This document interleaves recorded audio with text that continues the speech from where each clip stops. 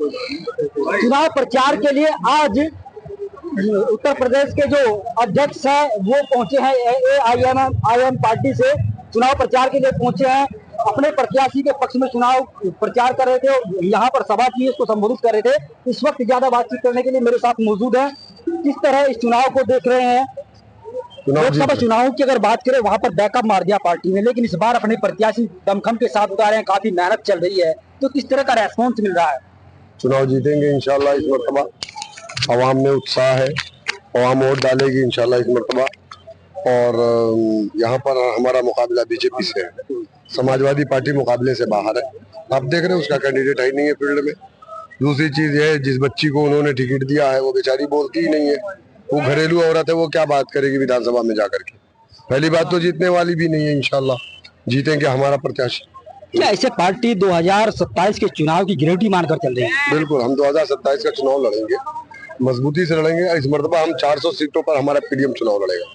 अच्छा, एक सवाल मेरा, जिस तरह से आप लगातार तमाम पार्टियों पर निशाना साध रहे थे, तो आप तमाम पार्टियों पर निशाना साध रहे थे और पैगंबर साहब की शान में गुस्ताखी होती है, सबसे पहले पार्टी आपकी पार्टी उसकी आवाज उठाती है, तो ऐसे में क्या कहेंगे?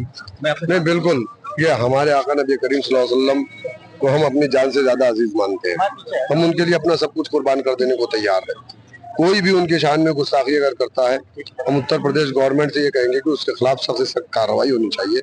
लेकिन गवर्नमेंट के ही वो लोग रहते हैं, वो जो कुत्ते हैं जो इस तरीके की बातें करते हैं, वो गवर्नमेंट के इशारे पे करते हैं और इनका मकसद ये होता है कि हम मुस्लिम समाज को भड़काएं, ये सड़कों पर आए, इनके ऊपर लाठियां चले, गोलियां चले, ये जेल में जाए।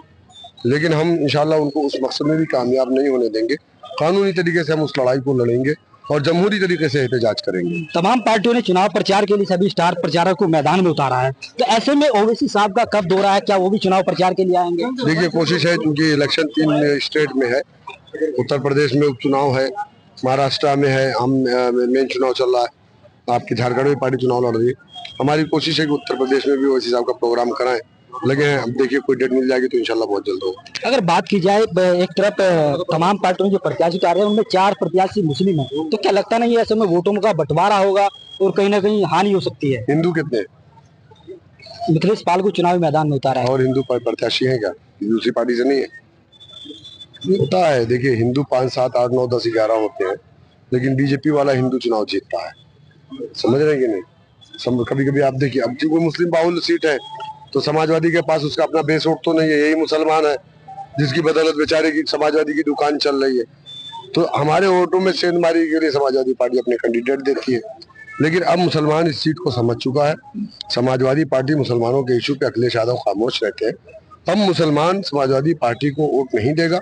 जो थोड़ा बहुत दलाल वगैरह बचे हुए उनके लिए भी हम उनके हक में दुआ कर रहे हैं कि अल्लाह उनको हिदायत दे, वो भी हमारे साथ आ जाए। लोकसभा चुनाव की बात करें तो लोकसभा चुनाव में आरोप लगे थे कि कहीं ना कहीं पार्टी, मतलब जो पार्टी प्रत्याशी उतारती है आपकी पार्टी, वो कहीं ना कहीं वोट काटने का काम करते हैं। लेकिन आपने कहा कि हम इस तमाम जो कंफ्यूजन है इसको दूर करेंगे, अपने प्रत्याशी को नहीं उतारा, यानी चुनावी मैदान में नहीं आए। लेकिन इस बार चुनावी मैदान में, तो इस तरह क्या देखते हैं? देखिए, वोट काटना, फलाने की टीम, ये सब काशीराम पर भी ये सब इल्जाम लगाता। सियासत में ये सब इल्जाम लगते रहते हैं और समाजवादी पार्टी जिस तरीके से हम पर इल्जाम लगाती है बीजेपी की भी टीम का, मैं आपको बता दूं, करहल में विधानसभा का उपचुनाव जो हो रहा है, धर्मेंद्र यादव का जीजा चुनाव लड़ रहा है बीजेपी से। धर्मेंद्र यादव की बहन जिला पंचायत सदस्य बीजेपी से। मुलायम सिंह यादव की बहू अपर्णा यादव बीजेपी में है। अभी 4 दिन पहले होते स्टेटमेंट उनका आया कि नेताजी जिंदा होते तो समाजवादी का विलय हो चुका होता बीजेपी में। तो इन लोगों को ये बात कहने का इख्तियार नहीं है, क्योंकि इनके घर शीशे के, दूसरे घर पे पत्थर नहीं मारना चाहिए। लास्ट क्वेश्चन, जीत को लेकर कितना आश्वस्त? पूरा, इंशाल्लाह। देखिए, ये थे मेरे साथ शौकत अली साहब ने सीधे तौर से कहा कि जीत को लेकर पूरी तरह से आश्वस्त हैं और तमाम पार्टियों को लेकर अपनी राय दे बातों पर रखी। मैं तस्लीम राणा, न्यूज निवारण TV, Muzaffarnagar. Swami Vivekanand Subharti University, one of the leading universities of North India.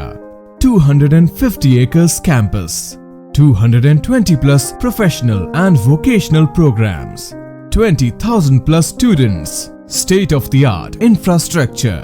Come and give wings to your career with Swami Vivekanand Subharti University, where education is a passion. NH58, Meerut, Delhi, NCR.